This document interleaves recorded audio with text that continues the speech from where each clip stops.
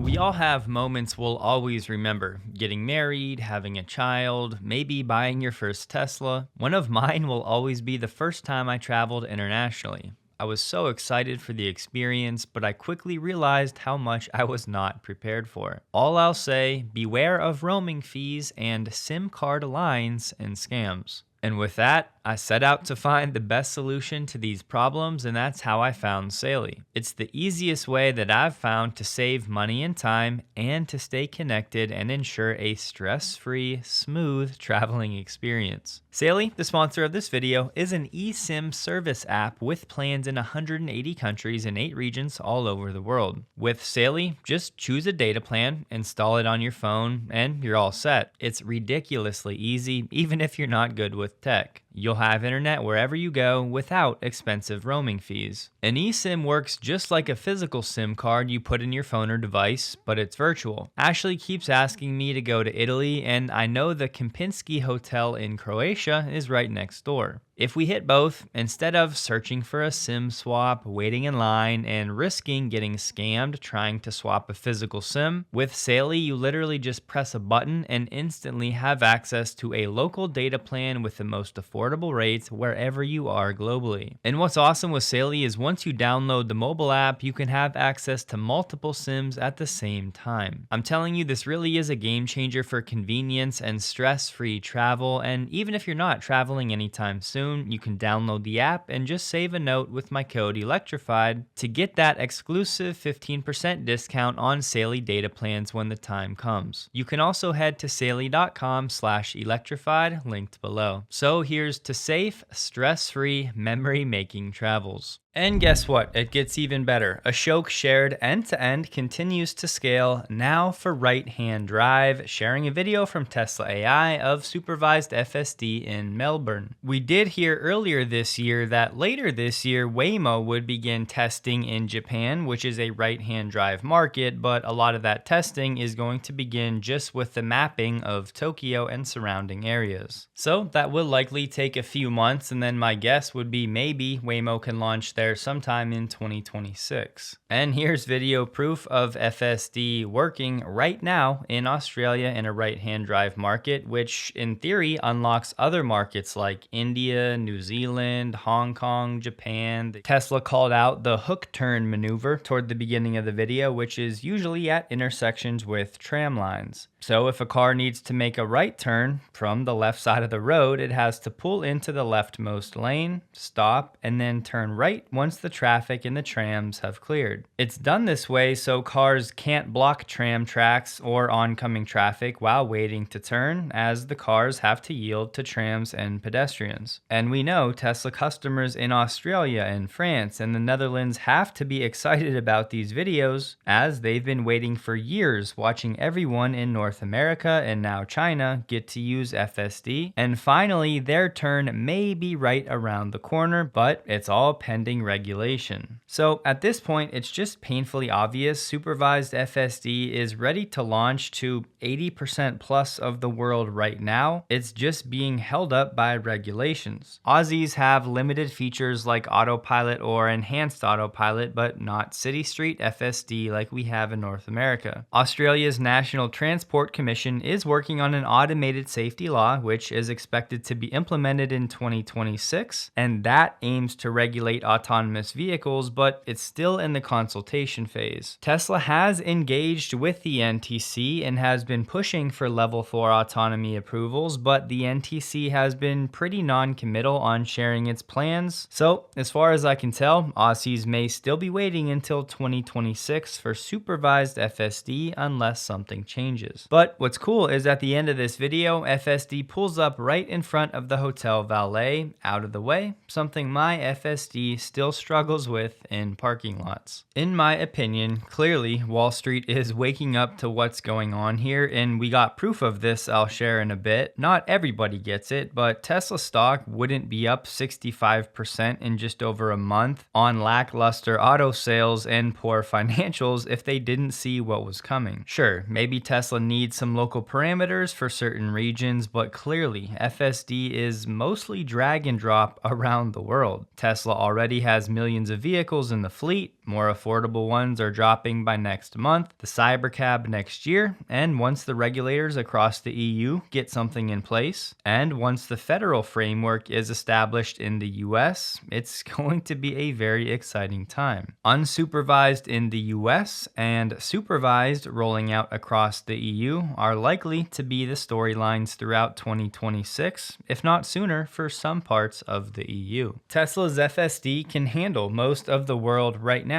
Cortex 2 is coming online, and Ashok just told us more compute still means better performance. Tesla's gathering incredible data around the world, and in my eyes, we're on the verge of a point where it's just undeniable that Tesla is about to take over the autonomous world over the next 12 to 18 months. Right-hand drive markets are now unlocked, and that opens up some very meaningful markets. And if you're wondering why the FSD updates have slowed in the US, my take is Tesla's AI team has been busy with all of this. And look, I want the bigger context model and parking lot behavior and all of the upgrades as bad as the next guy, but Tesla has global ambitions, and as a shareholder, I'm good with that trade-off for now. This means we now have supervised FSD working in the US, Canada, Mexico, Puerto Rico, China, Australia, France, and the Netherlands. Put a lot more elegantly than I just did, Ben Dominguez, who works at Tesla, said slowly at first, then all at once. James Douma said analysts often zero-weight exponential trends because they're hard to forecast. The result is garbage forecasts that negatively impact investment. This is is happening with robotaxi forecasts, especially for Tesla, it'll happen with humanoids too. Analysts generally care more about batting average than error size, so they predict the probability of all rare events as 0, even if the rare event is the most important factor. Said another way, this is basically exponential growth bias, where the human brain is more trained to think in terms of linear patterns, and they really struggle thinking in exponentials. But it makes sense. We've been slogging through the bottom part of this S-curve for autonomy for the past 5 to 10 years, and now most people think it's never going to happen or it's decades away. But little do they know, the hockey stick action, at least for Tesla, is likely to happen over the next 2 years. Tesla has announced a new board member, Jack Hartung, which will take effect on June 1st this year. Most recently, Jack has been serving as president and chief strategy officer of Chipotle, where he's been working since 2002.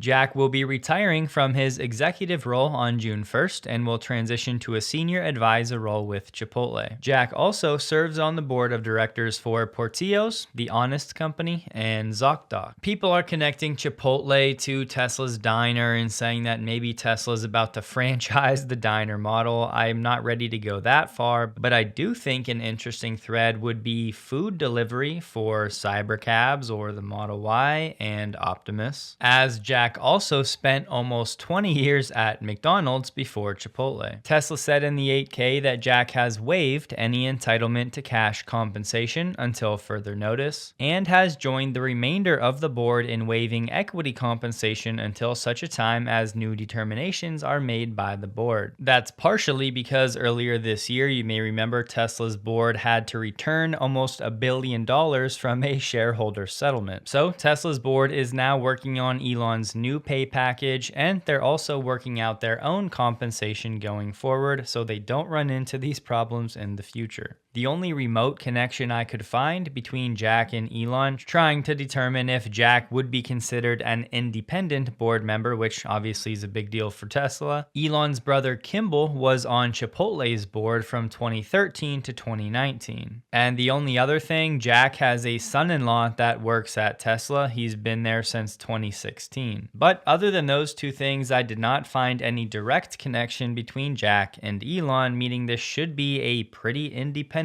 addition for Tesla's board. Fun fact, back in 2020, Jack won the Orange County Business Journal CFO of the Year award. This will be music to most of your ears. Governor Greg Abbott in Texas has signed into law a slate of fresh corporate protections, including provisions making it harder for shareholders to file lawsuits against publicly traded companies. In short, this should mean Tesla should not have to deal with a shareholder with 9 shares, causing all of this chaos with Elon's compensation plan for years. Under the new litigation law, shareholders could only bring derivative claims that allege wrongdoing by executives if they hold a 3% stake in the company. The law also insulates all corporate directors and officers from most shareholder claims brought in the state's new business courts, unless it can be proven that they committed fraud or knowingly broke the law. The changes would also shield executives' emails, texts, and other communications from shareholder inspection in most cases. This law provides business decision makers the certainty that sound business judgments made in the best interest of shareholders will not be second-guessed by courts, absent things like acts of crime. Business decisions are to be made by the elected officers and their shareholders, not by unelected judges. I'm sure not everyone will like the extra protection for corporations, but after what happened in Delaware, I'm actually quite pleased about this. And it's pretty simple as to why. I trust Tesla's board and leadership and would not be invested in the company if that wasn't the case. I do not want to be in a scenario ever again where we have 2 shareholder votes that are basically thrown out and overruled because a shareholder with 9 shares and a judge said so. In Q1 in the US, the F-150 Lightning has overtaken the Cybertruck in terms of sales. Looking at registration data, which is the best proxy we have, the Cybertruck came in at 7,126 for Q1, where the Lightning was at 7,913. Remember, Tesla launched the more affordable Cybertruck in Q2, so we'll see how the numbers come in. But if you've been watching the channel, we've been saying for months things have not been looking great for Cybertruck sales, and it's not that they can't turn it around, but we have to call call a spade, and I've also said that there's clearly no hiding in a Cybertruck given all of the political backlash. If there's a vehicle that's been impacted by brand damage, it's this one. And Tesla canceling the range extender with no announcement of a replacement option. And right now it's pretty clear Tesla's gonna have to pull some strings and change something if it wants to sell more than 100,000 of these per year. We also have Cybertruck reservation holders getting this email that their locked-in price of $7,000 for FSD will be expiring if they don't take delivery by June 15th. If they wait until after that date, then FSD will be at the market rate of $8,000. Elon shared a post that said last year, China's electricity demand grew by more than one Germany, or every data center on Earth combined, to which Elon said the power growth is incredible. There are plenty of implications for where all of this is headed, but one of the clearest ones,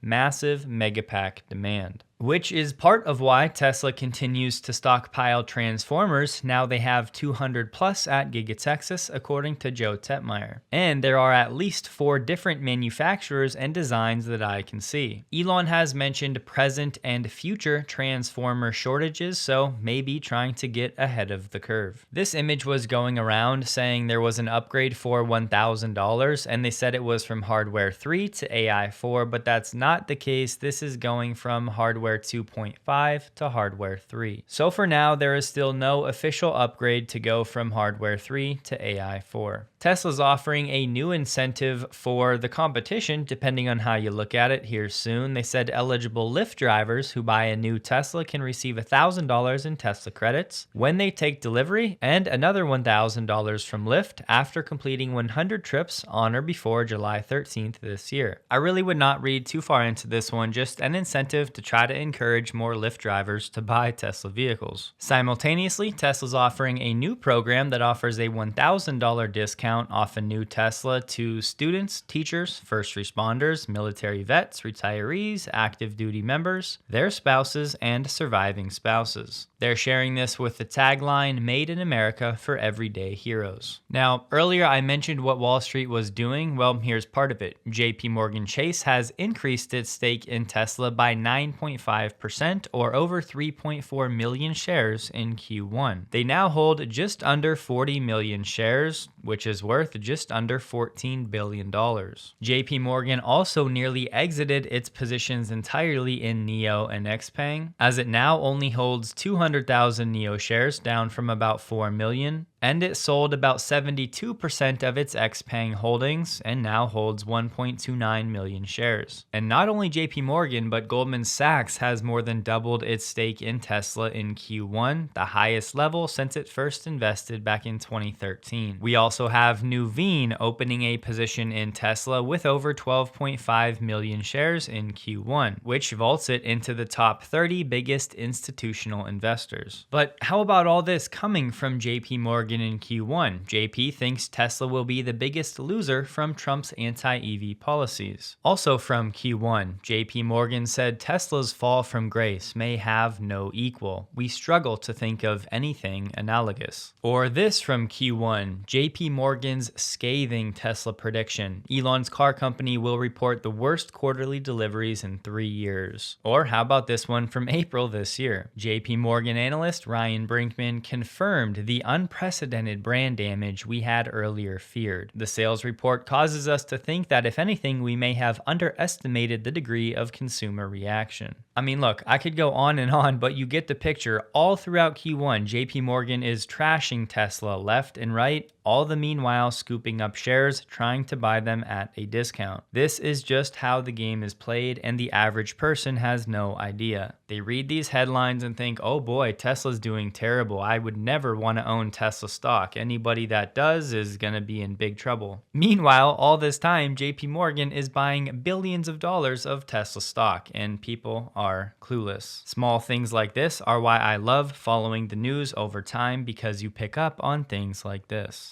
If you're thinking to yourself, wait a second, shouldn't something like this be illegal? I think, yeah, it probably should be. Just add it to the list of reasons why following these Wall Street updates about Tesla are more often than not a fool's errand. Yoon Tasai, a Tesla engineer, said people often underestimate the progress made at Tesla but overestimate how others can replicate. Others may clone the capital, equipment, and knowledge, and I would interject even that is incredibly difficult because we know Tesla makes the machine that makes the machine and is heavily vertically integrated. But back to Yoon, he said they cannot replicate the dedication and grit. It's the unwavering iron will that forges the future. You cannot find that anywhere else. Anand Swaminathan announced on X that he has left Tesla after 10 years at the company. He's contributed a lot during his time: the sexy lineup, Solar, Supercharger, 4680, and most recently, Optimus. As we like to say, 10 years at Tesla can feel like 25 years at a regular company. And for his next adventure, he'll be joining the team at Zipline. Oliver Zipse, BMW CEO, came out today and tooted his own horn, saying that his company's cautious approach to EVs has been validated as competitors scale back ambitious EV targets. We took a clear stand on this even in the face of strong headwinds. Now the wind has shifted in our direction. He said, e-mobility as the sole technology leads to a dead end. That should be obvious by now. So the fact of the matter is we're now 10 plus years later, and the fact is most of legacy auto has not figured out how to make a profitable electric vehicle. And now, despite the writing being all over the walls, most of them are pulling further back from EV production, which just continues to open things up for Tesla. Tesla stock closed the day at $349.98, up 2.09%, while the NDX was up 0.43%. The Tesla volume was 24% below the average. Don't forget, check out SAILI linked below. Download the app even if you don't have travel planned now, and just save my code Electrified for when you do. Hope you guys have a safe and wonderful weekend. Please like the video if you did. You can find me on X linked below, and a huge thank you to all of my Patreon supporters.